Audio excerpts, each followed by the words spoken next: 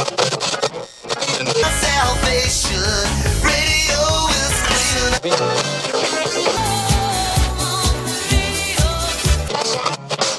want to tell you about Texas radio and the Big B.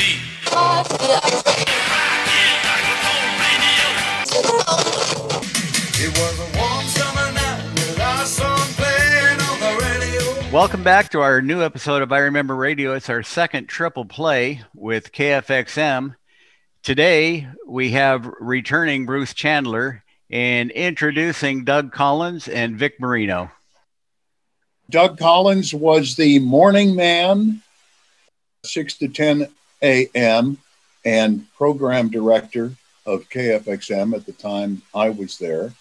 Vic Moreno had the lion's share of weekend shifts and fill-ins. Somebody made a lot of money at KFXM. It wasn't us, because I would come in and there would be a stack of production, and I would be working the whole time until I got on the air at 2 o'clock.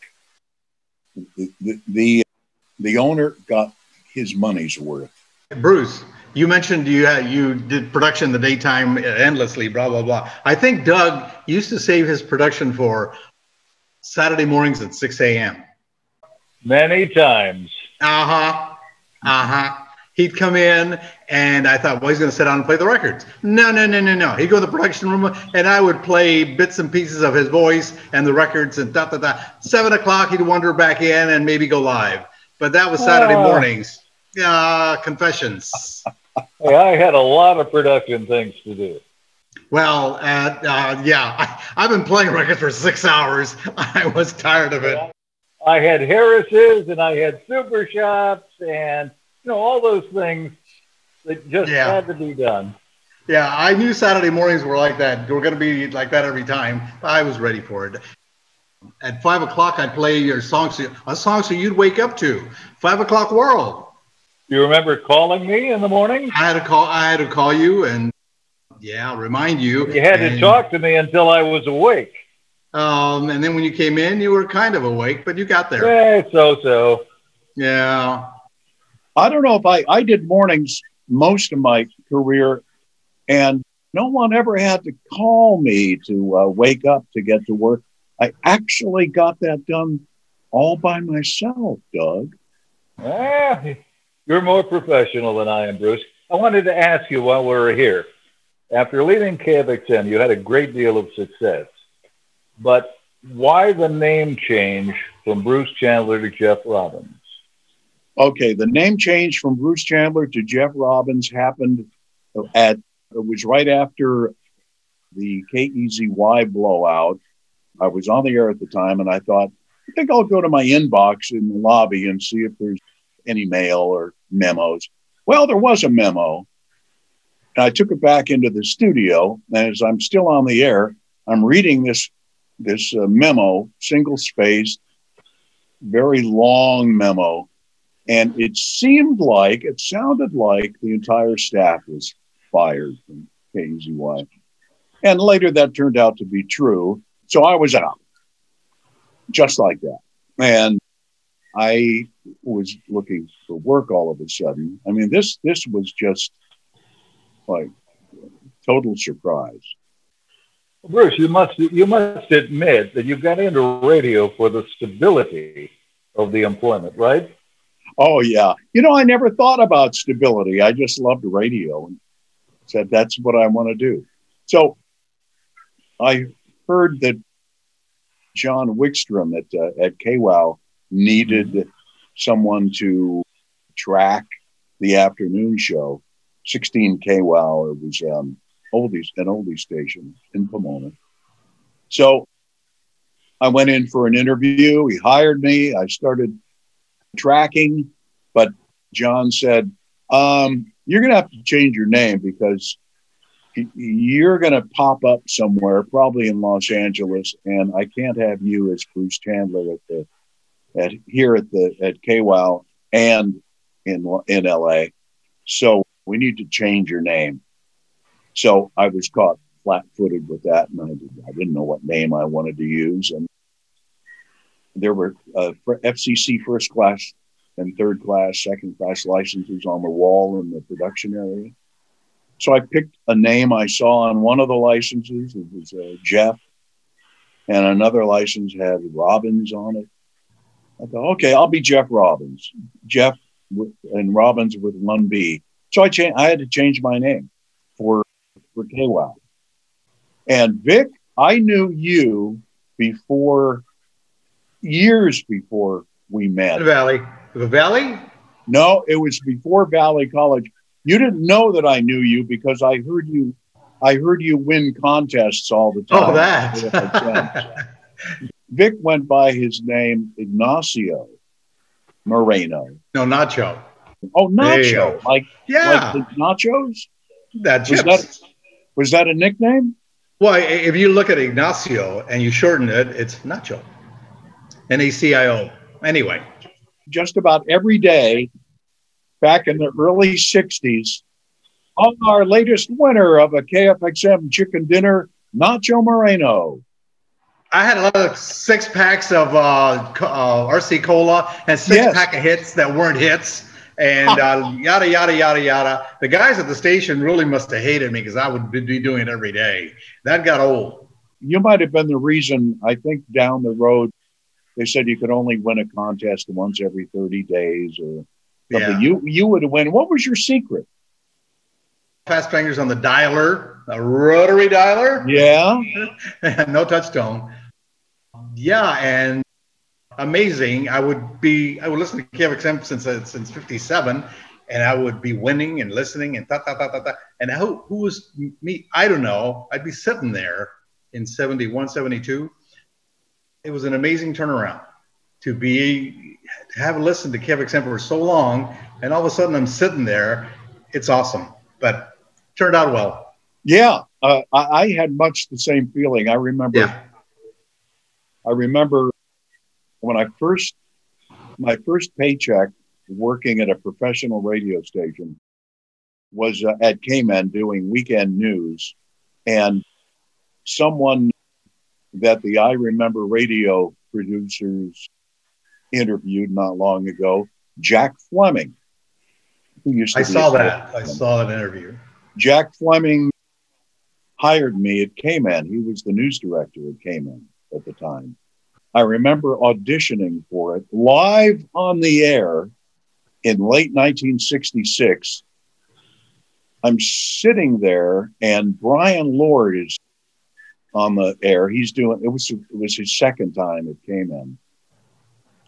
And he was sitting across from me. He was doing afternoons now. He did originally 6 to 9. So I'm sitting there across from Brian Lord, and I'm just about to go on the air to do the news. They're listening to me in the production room, on the speakers in the production room. I'm auditioning live. So the sounder came on, da, da, da, da, da, da, that this is Bruce Chrisinger, is my real name. And I was using Chrisinger at the time. This is, it came on. I've got my Clevite brush headphones on, and I'm thinking, OMG, here I am sitting across from Brian Lord on K-Man, the station I idolized along with KFXM. And I'm sitting here auditioning for a newscaster slot. All right, here we go. And then it came, da, da, da, da. I said, this is Bruce Chrisinger, K-Man 2020 News at 20 minutes after 5, brought to you by whatever. So anyway, I got through the newscast. Then Jack Fleming, after the newscast, came in, and I'll never forget, he goes, wow, gee, I don't know what to, I don't have any, I really can't tell you how to, you're hired. Oh, wow. So I guess I impressed him. And that was the start of my few years at K-Man. And later I would go on to become a weekend DJ.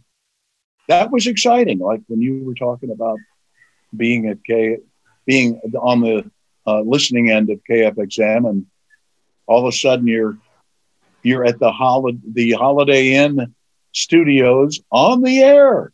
Yeah, the station you listened to forever, and you're sitting there in the middle of where it used to come from. It was just awesome. Where I really wanted to be was KFXM doing afternoon drive. And I remember thinking that in 1967. And I really thought about it. In fact, I would be lying in bed at night, picturing myself at the KFXM microphone doing afternoon drive at KFXM.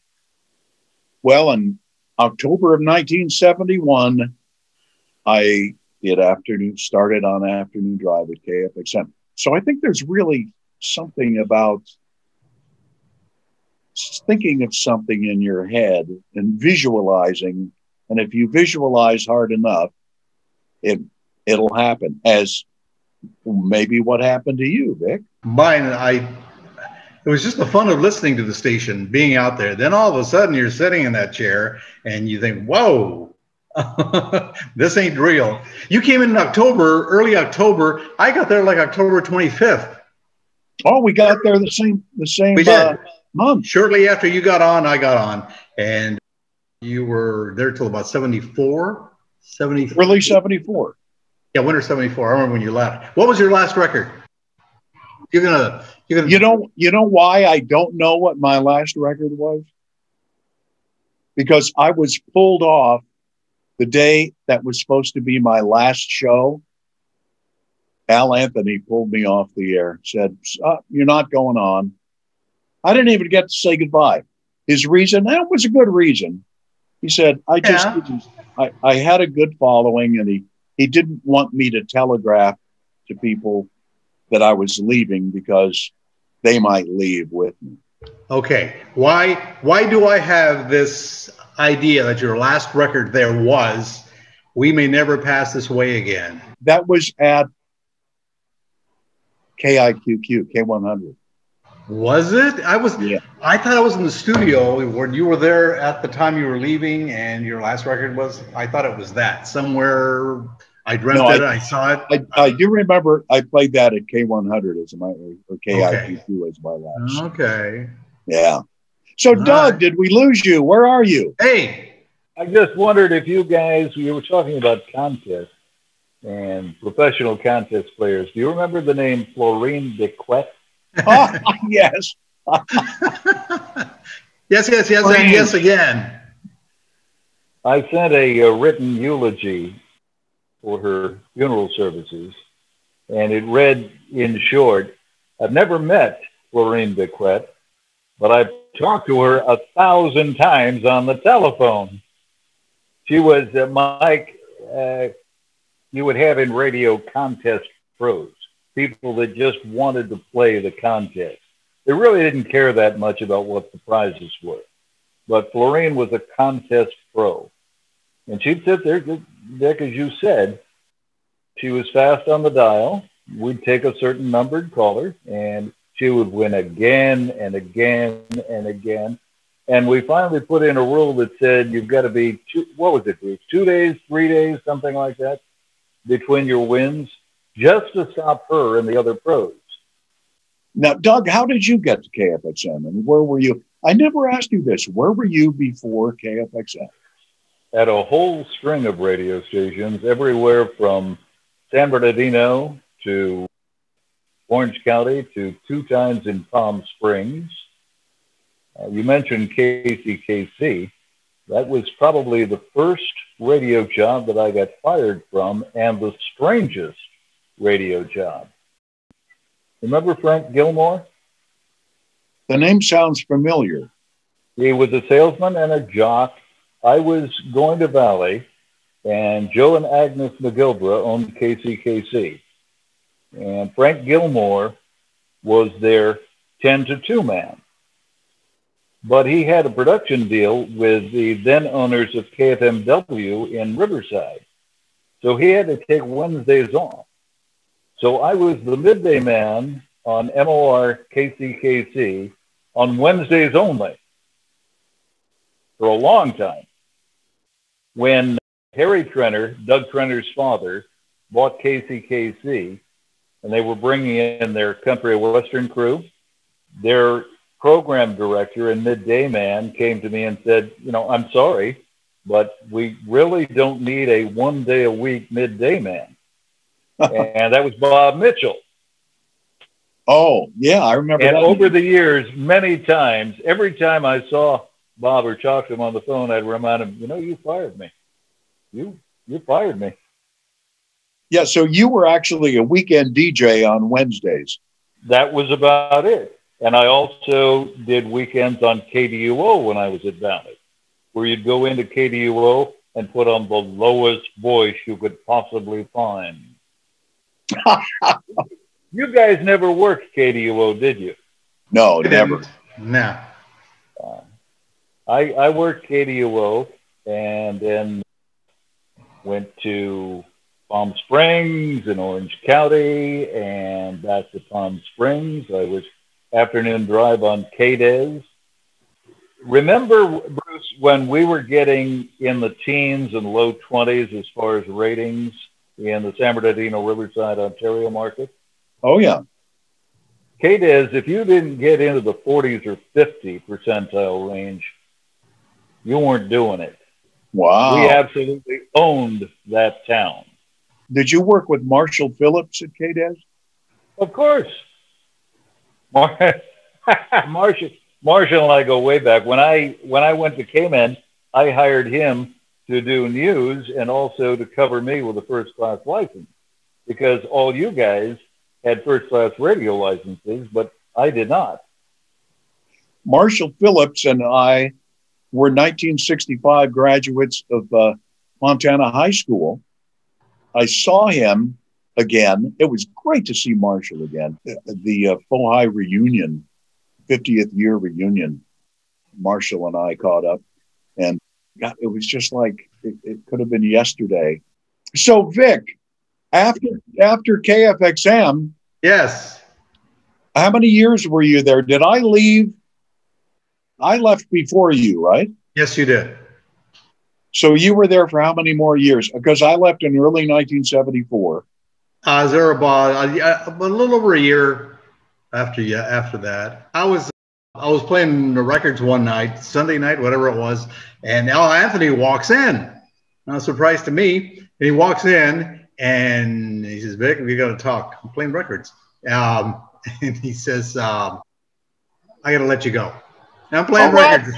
Yeah. I said, what's wrong? He says, "Well, you've been letting come in and use the production room, and we've told you endlessly, no. Anyway, that was the surprise he pulled that night. And he had Bobby West ready to go. Bobby was in the hallway. Anyway, that was my let go from Armando. I knew you probably didn't leave on your own. They would have had to drag you kicking and screaming out of there. No, it was time. And then I realized this is not for me. I've done my fantasy of listening to KFXM and being there. And I've done my fantasy. Radio's not for me. It's for the other guys that really have a head into it. And my time had come. And that was it. I went to CBS in LA. Was there 32 years, retired at 8 years ago. See, you went to CBS doing what? I was engineer, technician for 32 years, but it was great because technology kept changing, and it was like a new job every 10 years. You look back and you think, oh, it's all changed again and again. It was like moving on to a new job. Anyway, loved it there. 32 years, an incredible place, and incredible people, and I walked away nicely and on my own terms this time. Dick, you were always the most valuable go-to guy. You were a weekender, you were fill-in, and whenever there was an emergency, there you were. You helped us out so many times. Well, it was a privilege to be there, and privilege to be there with you guys and others. That's all it was. Doug, I think Tom Magnuson is a great radio name. How did you end up with Doug Collins? When I was at Valley with Ed Rothar. You guys go to Valley? Oh, yeah. Yes. Ed Rothar? Absolutely. Well, I was doing shows on their little KVCR FM, Was it the bandstand? Yeah, you bet. You betcha. Friday bandstand. Ah, I think I did Thursdays. I'm not sure. 1 hour. 1 Right. hour. 1 hour. And Is all you it got. was that my name wasn't what they called euphonic. And I Oh. can't find the word in the dictionary, but it's probably there. It wasn't a name that you could easily pronounce. It wasn't a name that you could easily remember. So I sat around with some friends one night and said, let's come up with a name. And at that time in radio, first names with one syllable and last names with two syllables were very popular. So we came up with Doug Collins, and it stuck for 30 years. I remember on my bandstand show, a friend of mine, Jim DeYoung, had his hour. And I came in once, and I was just being silly. And I put a corn nut on Jim DeYoung's turntable as he was playing a song. I didn't know it would knock off the tone arm. I don't know why I even put a corn nut on his turntable. But anyway, it knocked the arm off. And Jim is angry about that, even 50 years later. Anybody see Jim DeYoung, ask him about the corn nut that I put on his turntable. Actually, don't, because I was at a party once and I had somebody ask him about the corn nut, and we were looking all around for him at the party, and we brought it up again, and he got angry all over again. Don't mention the corn nut to Jim. Almost everybody we've talked to has a story about the Swing Auditorium, and we have so many of them now. I think we're going to do an episode about Swing Auditorium stories and rock bands. The three of you all have one? I do. It's not really a story. It's just a couple of times. I remember going to an Iron Butterfly concert at Swing Auditorium. It was packed and loud. Doug, didn't Elvis perform at the Swing Auditorium? Elvis, the Stones, so many big acts. Yeah, because when we were at KFXM, Chris Roberts got Elaine, my wife at the time, and still, and I seats at Elvis's concert. Really good seats. I think we're only like about 5 or 6 rows from the stage. And I remember when Elvis came on stage, he was so famous, 1972, so famous, probably one of the more famous personalities, music singers, music actors in the world, that I actually, when I saw him, I did catch myself kind of like, whoa, there he is. You know how you would swoon, but I didn't swoon in a sexual way. It was like, whoa, it was like starstruck. It was incredible seeing Elvis walk on stage with his white, he had the white jumpsuit. They gave a great show. Later, we found out that his people had rented the entire upper floor of the Hilton in San Bernardino. Hey, Bruce, wasn't this the time of Burning Love? Burning Love, yes, exactly. October 72, around there. Yeah, I think it might have been summer of 72, maybe late summer. It was around the time of Burning Love, because I remember I got a ticket too. I wasn't in the front seats, like near there where you were, but I went. Oh, you were there? Yeah, you couldn't see me. I was way back there. That's why I couldn't see you, because you were way back there. No, I waved at you, but you didn't see me. No, that's because you were looking forward. Because I couldn't see you. That's right. I certainly would have waved back. Too late. And let me think. There was another time when we were at KFXM. There was a rock and roll show that came through, and Dick Clark. Would you remember this, Doug? Dick Clark was part of it. I remember going over to Riverside. Dick Clark owned Capro in Riverside. Oh, that's right. Yeah. And I remember going over to do some sort of a promotion in Riverside that K-Pro was supposed to be the host radio station, but obviously the KFXM jocks were a lot more well-known, and I thought Clark was just a heck of a nice guy, just a fine gentleman. Yeah, Dick Clark, it was just amazing how much he was a multitasker, how much he could do at the same time. He had his fingers in everything. KFXM, unfortunately, met a sad ending when they changed format. What did they change to, Doug? And what year? Do you remember? News Talk. News Talk, at which they still are. And did you go to the party that Howard's wife, Ruth, Ruth threw a party for the jocks and the former jocks there in the banquet room at the Holiday Inn when she was selling the station. And it had tried talk, and, you know, let's face it, AM rock and roll radio had a long and painful death. We kind of presided over it. There's so much more to choose from now that's why DJs back in the 60s, 70s, 80s, we were so much more high profile because there wasn't really much to choose from. It was us, and no satellite radio, no Spotify, no streaming, nothing. But now everything has been divided and then divided up again and divided up again. And now you can go anywhere. I literally cannot name one DJ on any music station in Los Angeles. Can you? Anybody? Vic? No. Name one. I listen to talk radio basically. If I listen at all, music, not really. No. And you're speaking of sources. I had 8,500 45s at one time, some years ago, when I sold my house, moved to somewhere else.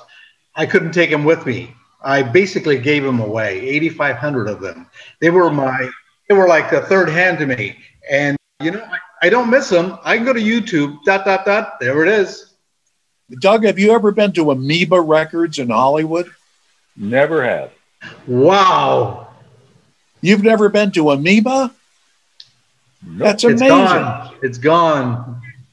Well, what they're going to do, it's still there, but it's going to be torn down, and they're building a high-rise on that corner.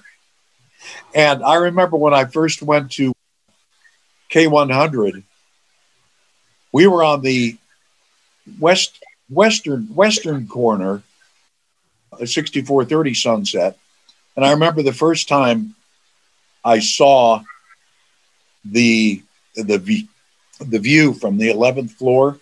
It was absolutely amazing. You could look at the Cinerama Dome. You're on the air, and there's a picture window in front of you. You could see the Cinerama Dome. You could see down Sunset Boulevard going east.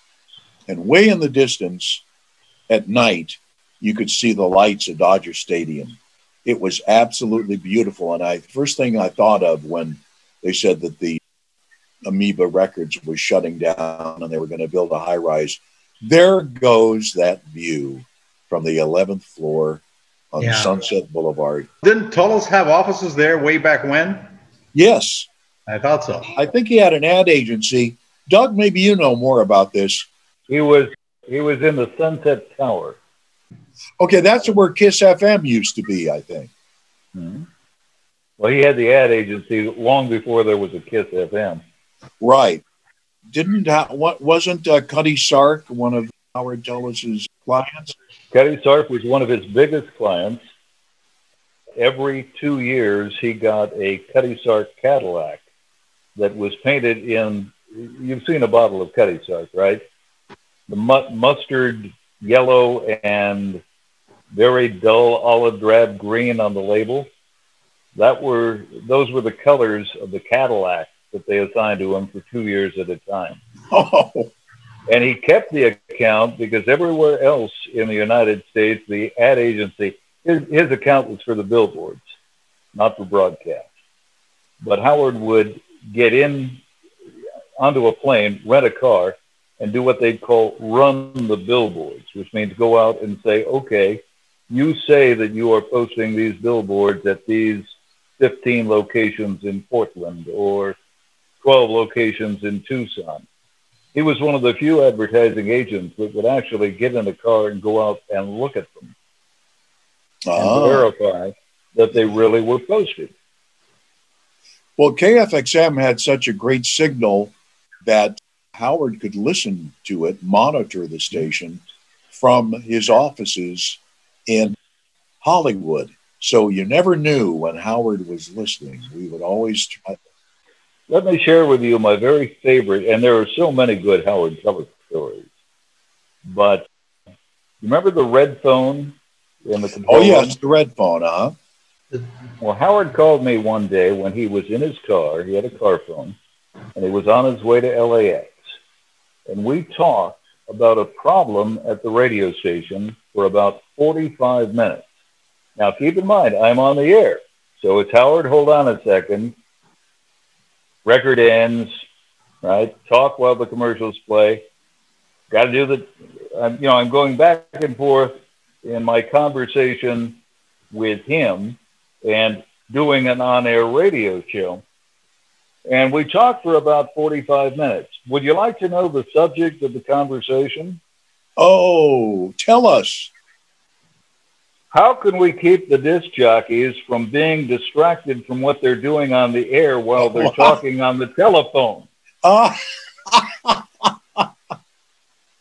Love it. Howard was more than a showman. If you said balloon to Howard Tullis, he would think this big gray thing that said Goodyear on the side, right? That's the kind of a guy he was. The last time I saw Howard and Ruth, Catherine and I had our place down in South Rosarito, and we're at the Shell Bar at the Rosarito Beach Hotel. And I look out to the pool, and here is Howard and Ruth, Howard in his usual $75 shiny suit. It was blue. This is Baja, right? He's by the pool in a suit. There's Ruth. I go out and I page phone call for Howard Tullis. Howard Tullis phone call. Comes in. I buy him and Ruth a couple of drinks. And within 10 minutes, he wants to talk about how the programming of KFXM was going. He really knew how to relax. He never left it at the office. No. They were trying to find Baja Mar, which was a golf resort about 30 miles to the south, just before Ensenada. And they were thinking about buying a place there. That was the last time I saw Howard Tullis. Al Anthony, he was the consultant of all of the Tullis and Hearn stations at one time, wasn't he? Didn't he have a lot to do with them? They had Kathy in Bakersfield, KDEO in San Diego, KFXM KDUO, and I think they had one other radio station for a very short time. So KFXM eventually went on to beat KMN a lot. I was at KMN in late 66, early 67 as a weekend news guy, and KFXM, I think by that time, had beaten us. Gary Marshall was doing the morning show. He replaced Don Elliott. And then there were DJs named Charlie Walters, Dick Lyons. Yeah, Dick Lyons. And then a great longtime friend of mine, Johnny Helm, got hired to do All Nice at KFXM. And then he crossed over to KMN. It was quite a battle. In fact, I remember at KMN, Dave McCormick, the program director that replaced maybe Brian Lord was the program director in 66. Dave McCormick came in 67. He put a sign up at the station at KMN. It said, "It's never 59 degrees." So if we were given a weather forecast, and if it was 59 degrees, we had to say it was either 58, because 59 was the frequency of KFXM. So we could never mention the number 59 on the air for some reason. And I remember we were doing some kind of a on-camera reunion that was broadcast, and I said this at the time, and it's true. It just seemed a little weird to me, like if listeners heard you say it was 59 degrees, they'd go, 59. I think I'll listen to KFXM. Nostalgical? Yeah, well, I don't know. But anyway. Paranoia. Well, and when I went from KFXM, or from KMN to KFXM, at the time, the program director of KMN had all these different clocks that we had to, the format that we'd have to follow. And I remember he'd come in and he'd go, all right, we have a new clock. Yeah. And we're going to play an A rotation here, a B here, and then the third one is going to be a C. That'll screw them up. They'll just wonder what are they doing. Then a D, and then we had all these things that we had to follow. And I thought, what are they doing over at KFXM? Because we're getting beaten all the time. The pulse ratings would really, they just clean our clocks. Little pun there. So when I went over to KFXM, Doug told me what the format was, how they picked their music. And what was that format, Doug? It was very, very simple. You start the hour with an up-tempo top 10. You follow it with a hit from the list, then an oldie. Repeat all the way through the hour until you get to the top of the next hour and do the same thing again. We weren't brilliant programmers. KFXM had the same basic format for the 6.5 years that I was there. K-Man, on the other hand, during that same time, went through, 8, 10 program directors, each of which veered the programming in a slightly or sometimes significant direction. Scooter Seagraves made it practically an AOR station. Right. There was one guy that wanted the jocks to just talk. I can't remember his name, but he didn't last longer than the others. And we just kept playing the thing. Now, when you called me, I was on the air, and you said that you wanted to come to KFXM. I remember the quote that you came up with. Now, we've got a music director that's telling us exactly the songs we're going to play, in what order we're going to play them. You guys are ripping records off the wall and beating our ass. Yeah. Remember that? Exactly. Remember that? Yeah. And what we had a grease pencil. You grease we were on the air. The ones until you went through a whole rotation on the hit list. And your oldies, the ones you pulled, you'd put up in the rack so they wouldn't be played for 24 hours. And we got to play any oldie that was available, that we saw fit. The disc jockey made the mood, made the flow, right? Exactly. You got a feeling for it. So, yeah, we would, as you said, we'd play one song that was on the top 15 of the top 30. Up tempo to start the hour.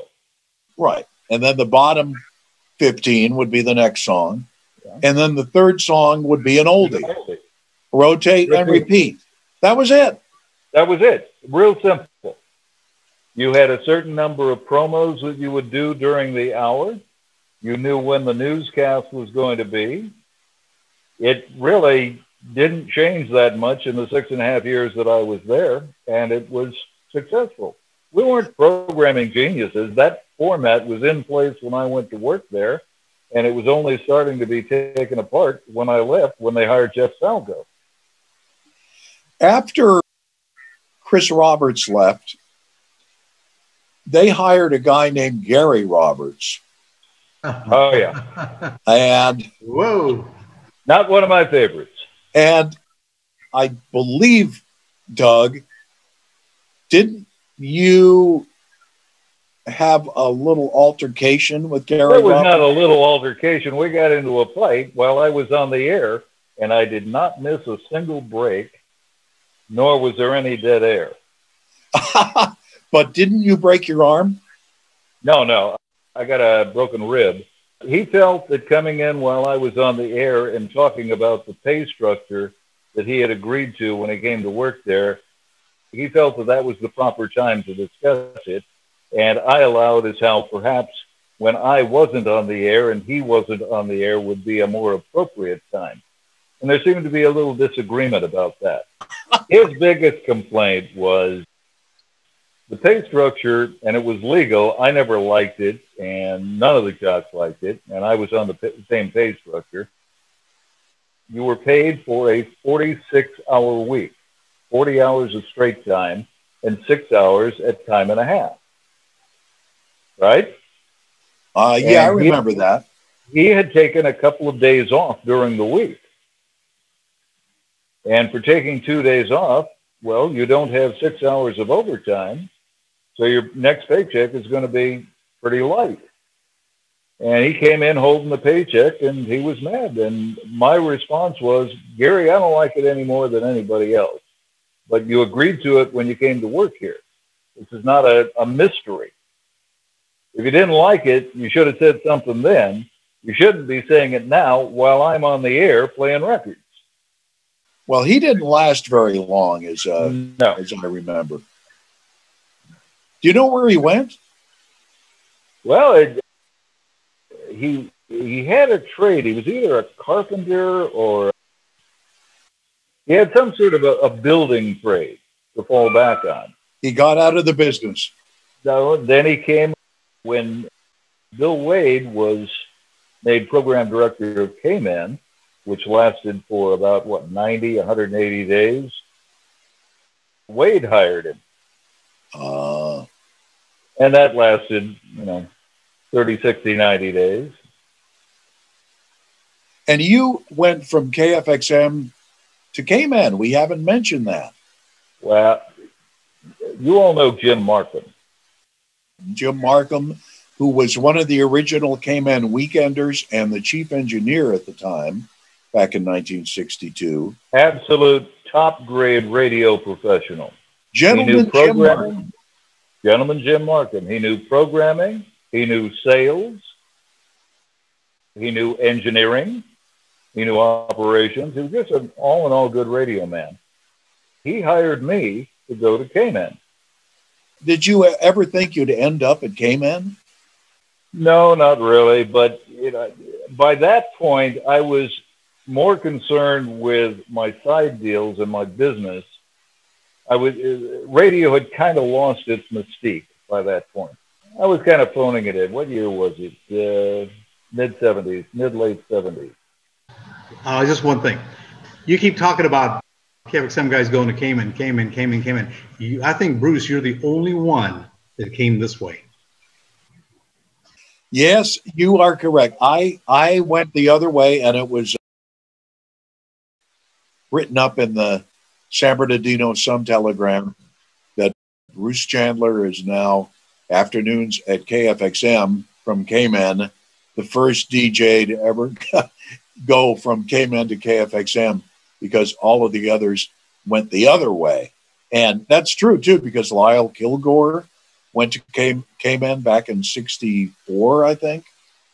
He was but he wasn't a DJ he was a DJ at KFXM, but it was mostly news. And then went to Cayman as a news director. Brad Edwards went to Cayman from KFXM. Bob Griffin went to Cayman from KFXM. And after me, Jim Zippo,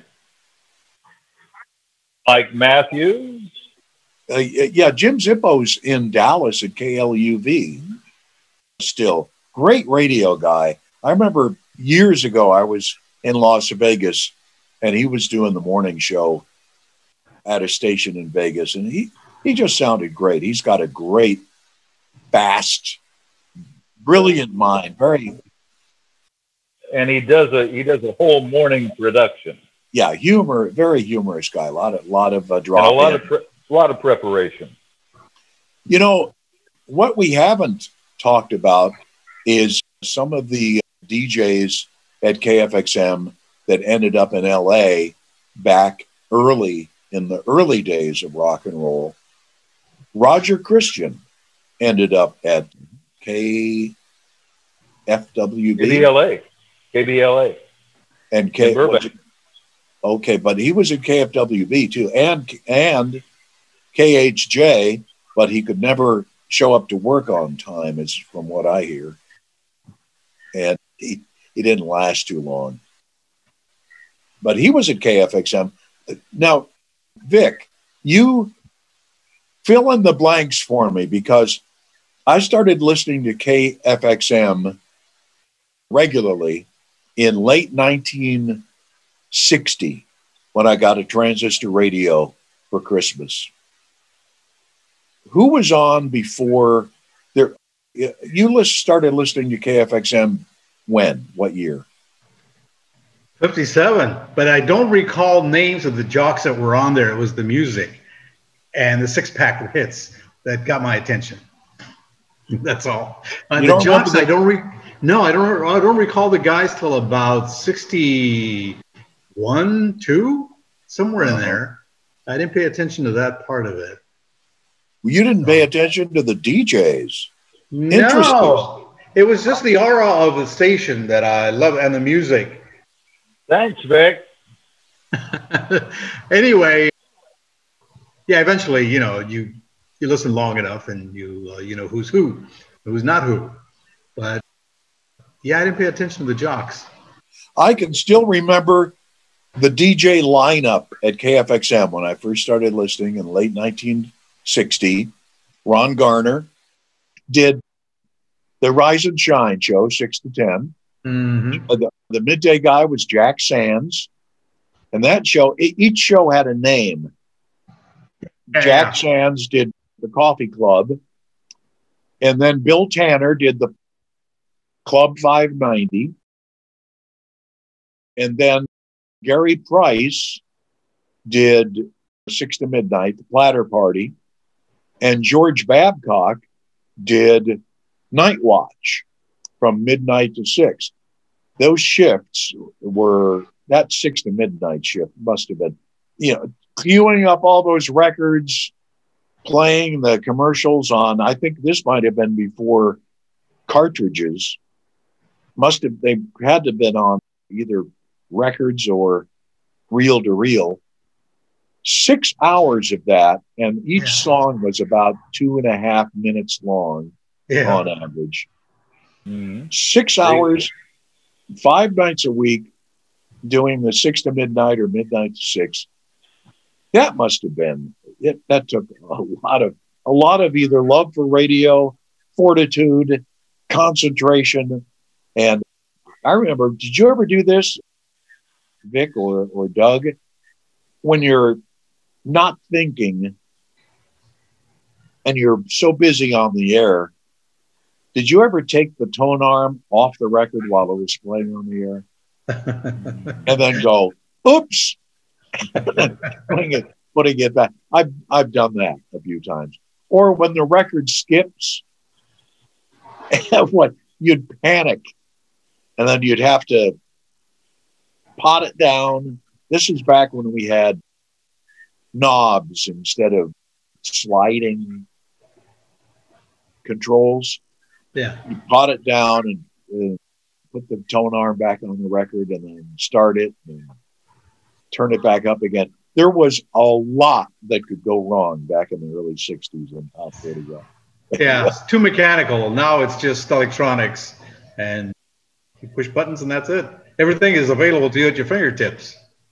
Well, when my last radio job was caterer in Los Angeles, and at the time, it got so easy.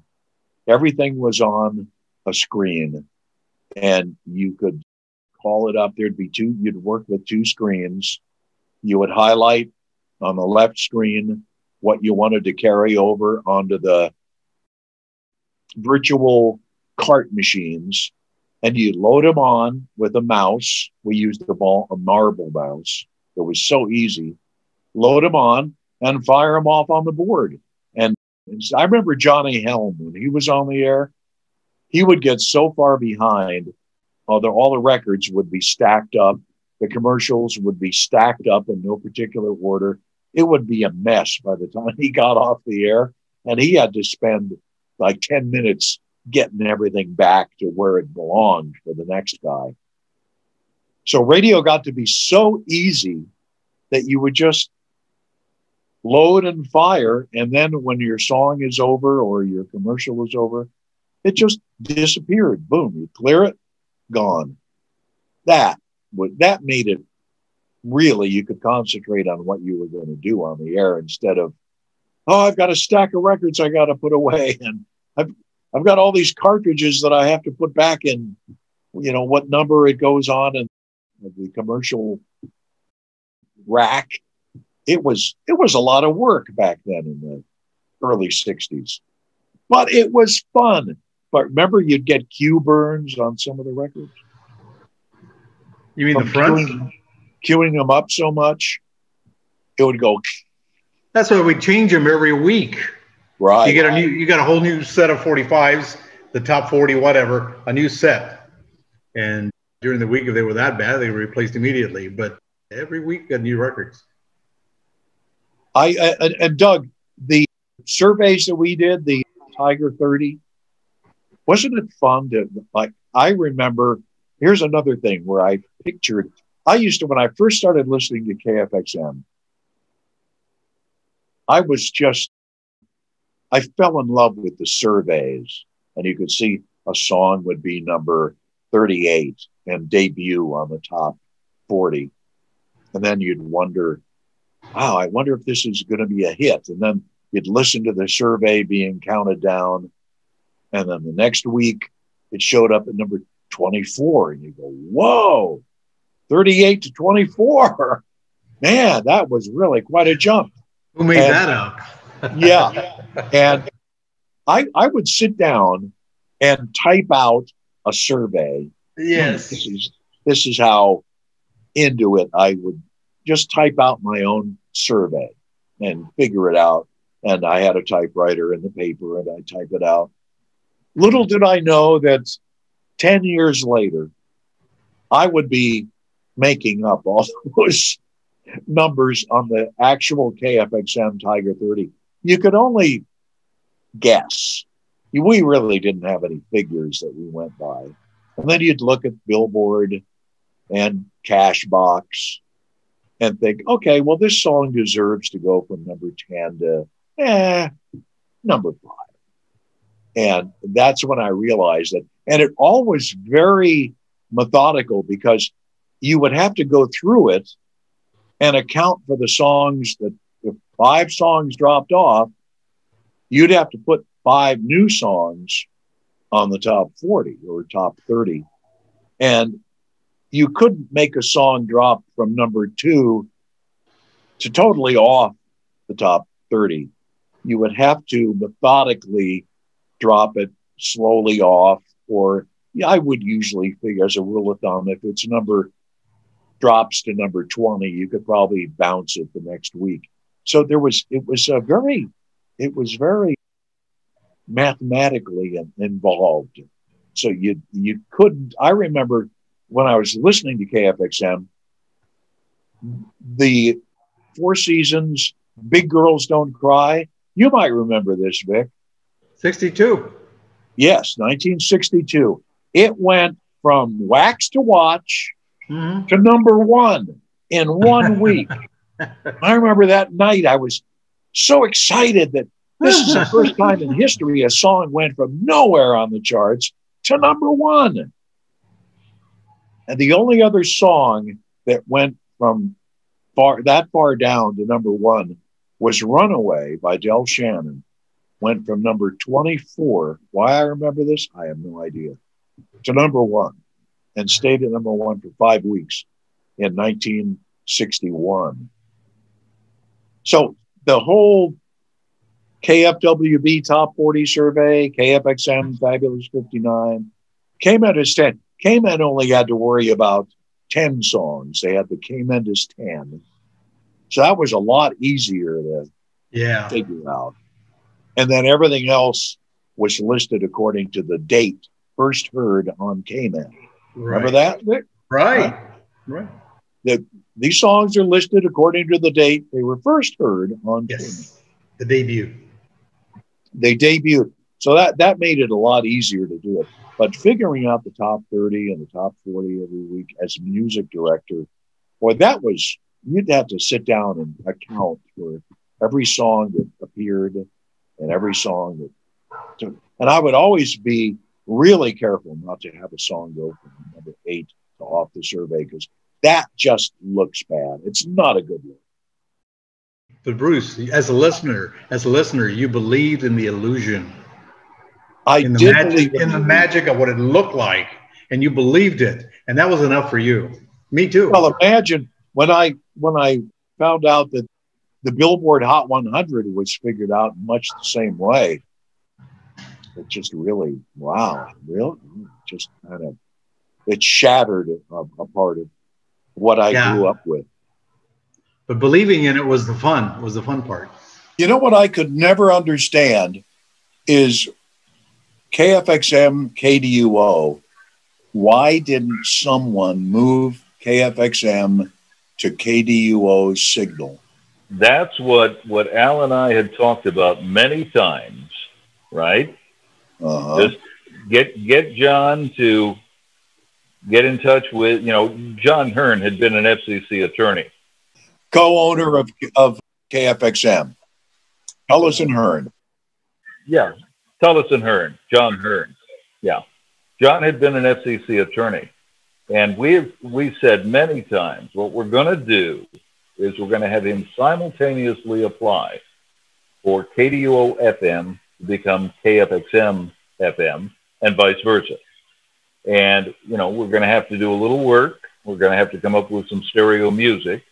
Everything we've got is mono, but it can be done, and it would be a good thing to do. But it never happened. That would have been perfect because the signal was incredible. It could have, the exact format could have moved over to KDUO, and I would have, like, maybe a month and a half in advance, run promos that say, like, on January 1st, 1980, KFXM moves to 97.5. But KDUO, you can hear your beautiful music on 590, all starting January 1st of 1980. It would have been absolutely fantastic and probably would have saved KFXM as a top 40 or a rock radio station. Right. But didn't happen. Oh. So KFXM and K-Men, as we knew it, they're both gone now as far as being big parts of people's lives. But we were there. Yeah. Inland Empire. We knew it when they were fun. They're not fun. The Inland Empire was one of the greatest sites of a top 40 radio battle between K-Men and KFXM between 1962 and into the mid 70s. That was a long time. Yeah. And it was quite a market to be listening in, because it was exciting radio. It was a warm summer